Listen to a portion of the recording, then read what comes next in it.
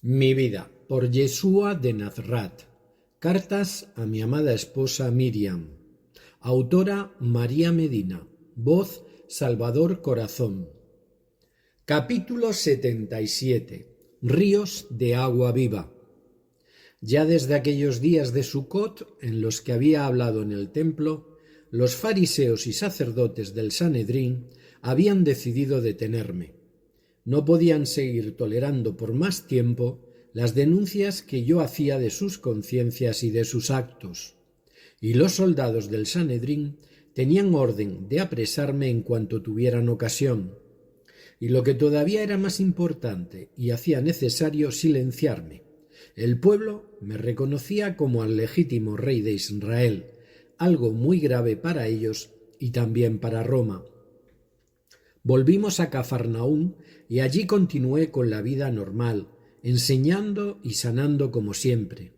Un día, en el que estábamos charlando tranquilamente junto al lago, uno de mis lugares favoritos, debido a la gran cantidad de energía luminosa de una alta frecuencia que se establecía allí junto al agua, cada vez que nos reuníamos, os dije a todos: «Me quedaré entre vosotros un tiempo más, pero luego iré al que me envió, y entonces me buscaréis y no me encontraréis, porque donde yo voy nadie puede seguirme».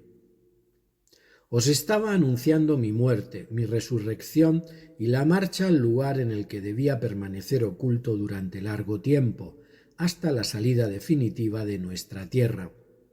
Por supuesto, muchos de vosotros no lo entendisteis, porque solamente podíais concebir en vuestras mentes que me estaba refiriendo a que yo iba a emprender seguramente un viaje a tierras de gentiles al que debía ir solo y vosotros no me ibais a acompañar. La tarde en la que comenté esto, el grupo era bastante numeroso y en él estabais vosotros, mis más amados, mis más cercanos, tú también, querida mía. Y observé con cierta tristeza el impacto que estas palabras habían producido en vuestras almas, en las almas de los que estabais en el secreto de lo que tenía que acontecer, porque la mayoría no lo entendió, pero vosotros sí, y una sombra de angustia cruzó por vuestros rostros, os mirasteis unos a otros, Johanan, Tahoma, Jacob y tú. Solo pude enviaros todo mi amor y toda mi fuerza en aquel momento, para que no cayerais en el desánimo, el miedo y la preocupación. Y lo conseguí, porque aquel instante no duró mucho y al cabo de poco tiempo estábamos todos de nuevo charlando.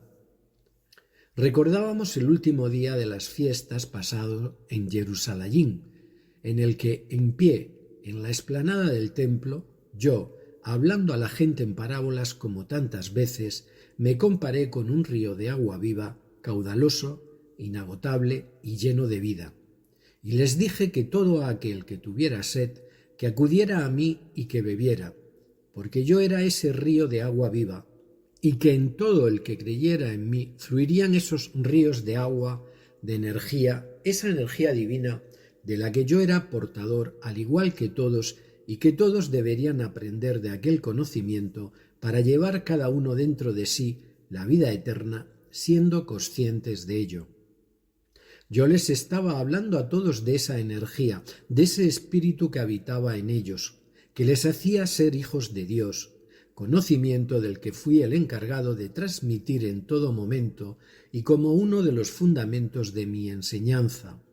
Y aquella tarde recordamos y hablamos sobre la confusión que se había producido entre los hombres y mujeres que habían escuchado mis palabras, porque se preguntaban unos a otros quién era yo. Algunos lo tenían más claro, otros no, y unos decían que debía ser un gran profeta, otros que seguramente el Masiaj, porque yo hablaba como un enviado de Dios y que la sabiduría que veían en mí no era normal.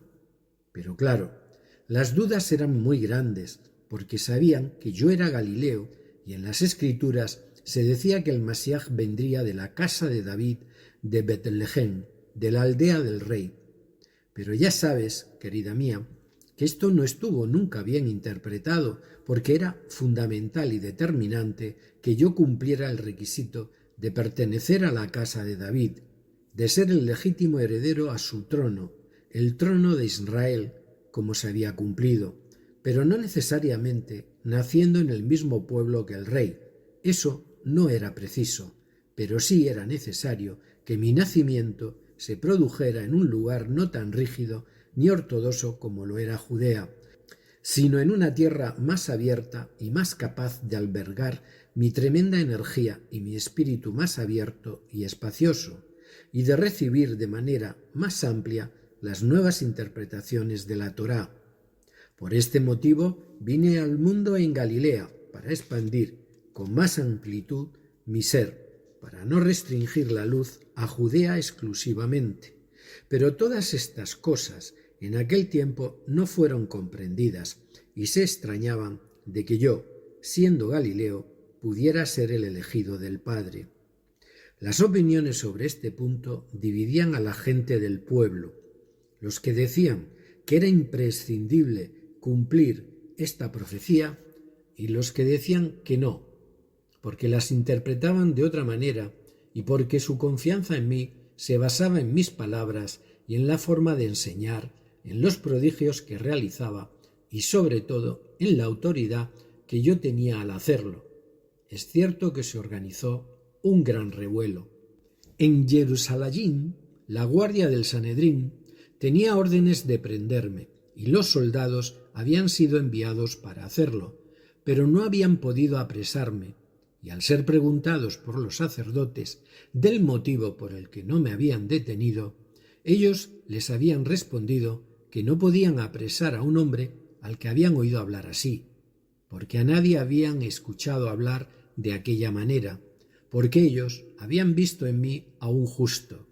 Los guardias estaban impresionados, habían asistido algunos de ellos a la realización de tantos prodigios y habían sido favorecidos, ellos o sus familias, por la resolución no sólo de sus enfermedades, sino de otros muchos problemas.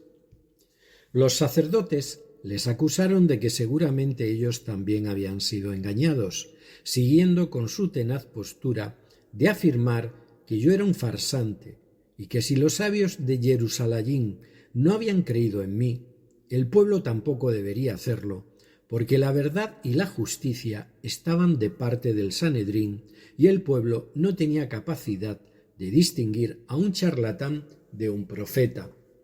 Pero lo cierto es que ya tenían mucho miedo, ya estaban viendo peligrar sus posiciones y no estaban seguros de poder controlar una rebelión del pueblo, porque sabían que no estaba de su parte y que ellos no contaban con sus simpatías precisamente.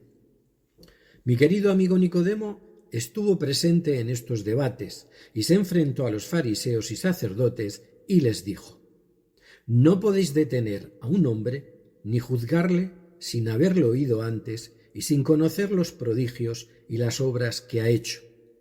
Se encolerizaron contra él, le acusaron de ser Galileo, de ser mi seguidor y de estar equivocado porque en las Escrituras lo decía claramente, que ningún buen hombre, ningún profeta había salido nunca de la Galilea. Este era su mayor argumento para demostrar mi falsedad. Pobres mentes estrechas y ciegas que fueron incapaces de abrirse un poco al conocimiento y a la luz. Equivocados y tercos en sus conceptos. Duro pueblo de dura cerviz al que tuve que enseñar y llevar hacia el camino de la flexibilidad y la apertura como me había encomendado el Padre. Y así, comentando todos aquellos sucesos, pasamos aquella tarde junto al lago, algo más tranquilos, aunque nada de lo que me rodeaba, o muy poco, ya era paz y tranquilidad, sino que había desembocado en una mayor alteración, pero alteraciones necesarias para poder mover las aguas de sus mentes y almas. Con todo mi amor, Yeshua.